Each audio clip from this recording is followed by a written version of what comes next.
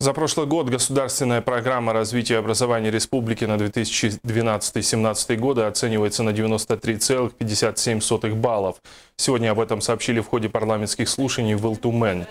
Участники заседания отметили, что в целом за прошлый год целевые индикаторы программы достигнуты, программа эффективна и наблюдается позитивная динамика. Средняя заработная плата педагогов составила 51 882 рубля. 69% детей охвачены дополнительным образованием. Только за прошлый год введено 14 дошкольных учреждений, построено 12 школ.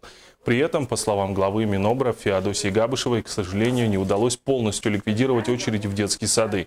В следующем году депутаты рекомендуют Министерству образования обеспечить ликвидацию очередности, в том числе путем развития негосударственного сектора. Главная задача поставлена майскими указами президента Российской Федерации по повышению заработной платы выполнена в полном объеме. Выполнение этих обязательств повлекло за собой значительные затраты на нагрузку на государственный бюджет. Фонд заработной платы педагогических работников увеличился с 19 миллиардов 600 миллионов рублей в 2013 году до 26 миллиардов 6 миллионов рублей в 2014 году.